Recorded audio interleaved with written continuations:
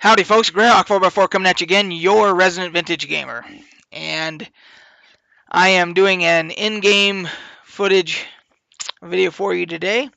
Um, I have been watching, well, let me back up a little bit.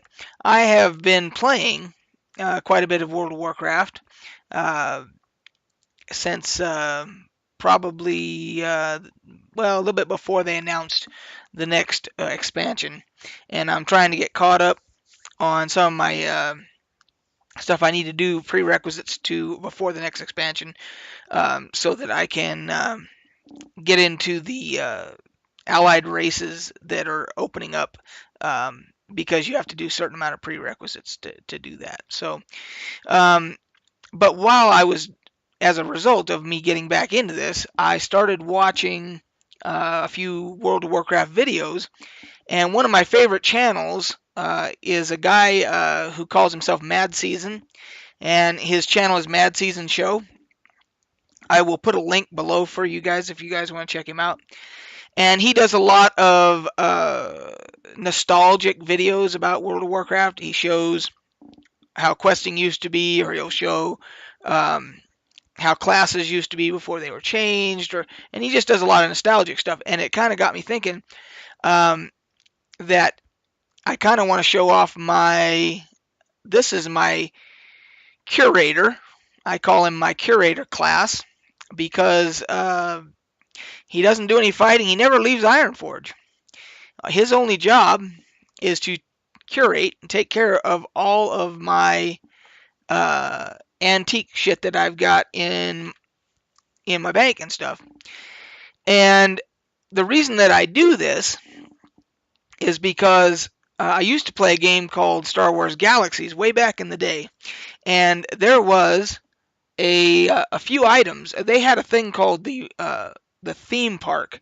Um, uh, I guess you'd call it a theme park feature that they had in the game, which we would all now call just questing. And in Star Wars Galaxies, when you first started out, there were no quests. You just started out with a knife and a melon, and you had to just go exploring and start killing shit and everything. And then you'd kind of figure it out as you went. But there wasn't really a whole lot of quests or anything. And then they came out with these things called theme parks, what we called theme parks, and they were basically quest hubs. And so they had one for the rebels, and they had one for the Imperials, and then they even had one later down the line, a third one, and I can't remember what faction it was, what the other one was. But the rebel theme park, as we called it, there were a few quest rewards that you got from there that later on, years down the line, as the game got older and progressed and everything, they changed the theme parks, and those items were no longer attainable. And the thing that made them valuable was not only were they no longer attainable, but they were also not soul bound. They were not bound to you, so you could sell them. And like one was the cap, like Princess Leia wore in the Return of the Jedi when she was on the speeder bikes and everything. That round green rebel, what we call the rebel cap, you got one of those, and then there was a rebel backpack. And the only way you could get those was that theme park. And so once they changed everything, they became very valuable for the few people that had them, because a lot of people that came to the game way after that and had no way of getting them, and of course if you had, even especially if you had extra, that you could sell for a lot of credits and so forth. And ever since then, I decided I'm just going to hang on to everything. Whenever I'm playing an MMO, I'm just going to hang on to everything, because these things evolve over time, and shit gets they get rid of it, or they turn it. Like, for instance, like this stuff's gray. Like, see how the quality of these items are gray. And some of them were not always gray. Some of them were blue. Some of them were green, whatever. And then they quit using them in the game, and they just gray them out. And basically, you're just supposed to vendor them and get rid of them. Just junk them, I don't do that. I hang on to everything because I figure I learned my lesson with Star Wars Galaxies, and it has paid off for me. I'll get into that a little bit more. But here, for instance, like here's a Sporling Snacks.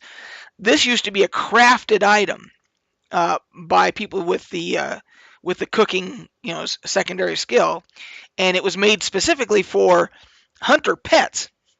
And I can't remember what the buff was or whatnot, but it was a crafted item that you could sell if hunters didn't want to do the work of leveling up their cooking and everything. You could sell these on the market, on the auction hall. And then for whatever reason they changed pets or whatever, and you no longer had to feed them, and because back in the day you had to feed them to keep them happy, and so they grade this out. So this item is basically you're supposed to vendor it for 7 silver, 50 copper there, and that's it, right? But no, for nostalgia's sake, I just keep everything so I can talk about it. See, and then like up here you got you got a lot of the old rogue stuff. See, back in the day, rogues had to brew their own poisons, and they had to, if they wanted to go into stealth, they had to use flash powder. So they had to actually keep stacks of this stuff on them to be able to go into stealth, which to me seems more immersive than how they do things. And everything's been simplified and dumbed down and everything. But back then you had to have flash powder. Here's a poison that, of course, all the poisons are different now. They're automatic. You don't have to brew them or anything. But you had different types that you could, for different situations, if you wanted to try them, you could, if you were fighting a particular fight where you really needed to slow the movement speed of that particular enemy or whatever, you'd want to use this crippling poison or whatever. Then you had stuff like these are just ingredients like dust of deterioration that were used by rogues to brew poison, and blinding to blind and so forth. And then you had mind numbing, and which were, if I remember correctly, mind numbing were good against casters. I think it slowed their casting speed or something. But there's another item that was used for brewing poisons and so forth. But then like I've got my fishing trophies here. I call them trophies. Because if you do fishing in World of Warcraft, you can catch different sized fish, and then you can actually wield them too. So like if you go into the dressing room, you can do that, or like let's see here, that's the same type of fish. See, and they're different colors. Like so, the catfish is that color, and the groupers, I guess groupers the same color. Let's see, red gills are a little bit different, and so anyway, a lot of this stuff is nostalgic. Some of it, you can sell some of this, like these big fish and stuff. Sometimes you can sell them for decent gold. People want them for transmog or whatever. Although you really can't transmog them, you just have to carry it. Maybe one day they'll add these to the transmog. That'd be kind of cool. But and then you have just like stuff like shark bait. I don't know. I can't remember if this was ever used for anything. It might have been a quest item at one time. But I've held on to some of this stuff. I even have like some of the like jungle remedy here. See, this is a quest item, and they're no longer they're all bound, either bound now or they're just counted when you do the quest, and you don't actually physically have anything in your inventory anymore. Well, I still have a bunch of these, and I haven't checked to see. You could probably sell these on the auction hall, because then people wouldn't have to sit there and kill mobs to get them. They could just buy them. I don't know if they would still count. That's a good question as to whether or not they would even still count. But anyway, so I have, and then like I've got these scarabs and things. These were all from the old ZG Zolgrub raid that is you can't go into anymore. It's no longer. Here at Happy Fun Rock that you can toss to people. These idols of strife, idols of war, they were also from ZG, if I remember correctly. These coins were ZG stuff, and I don't know if any of them are still used. Here's Desperate Mojo and Sacred Mojo. Now these are still white. They haven't graded these out yet, but they probably will at some point. Who knows? And I don't know if these coins are still used. I'd have to do some research and see if any of this stuff is still used. But the bottom line is that I do have all this different crap that for conversation pieces and so forth this iridium ore and Rethban ore, these were quest items at some time. They're not grayed out, so I don't know if they still are. Um, so a lot of interesting stuff in here. And then you notice I've even got some of the letters. I have to close out of that. And so you can, I save these because you can go back and read some of the what I call flavor lore, whatever. And a lot of times you'll get these mailed to you from different NPCs and so forth, and they tell little stories and things like that. Some of them are kind of funny. Let's see here. So see, here's one from Chi Chi over in Pandaria.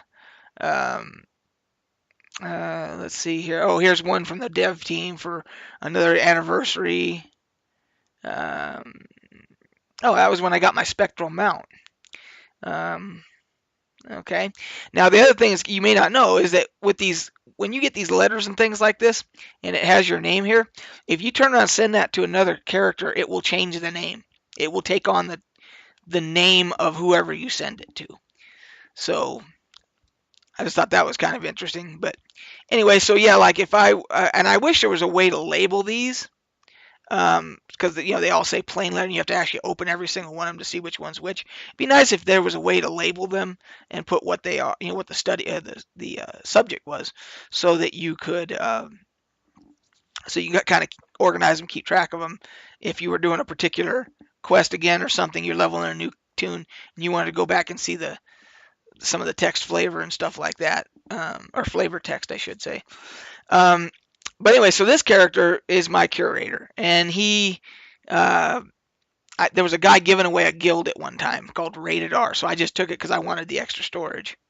And so I've got more crap in here. And one of these days, I guess I'll go through and kind of organize it a little bit better.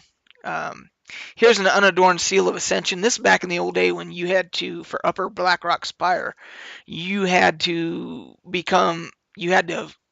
get the seal of ascension, and you had to use this is what would you had to start your quest with an unadorned seal of ascension, and then you had to get it. See, it says 3 empty sockets, so you had to do different things to fill the sockets to get it to the point where you could go to Upper Blackrock Spire. So all this different stuff that here, spinal dust. Don't remember why I don't remember what it came from, what quest it came from. A lot of these Dread Fang Venom Sac, I believe, was for a actual recipe for first aid. Tear stained handkerchief. The owner of this item could probably use a hug. Probably punctured voodoo doll. See, this is another Zol Grub item. It's for priest, it looks like, which he happens to be. But like all this stuff, like Lesser Bloodstone, that was a quest item too. Not grayed out. Don't know if it's still used or not.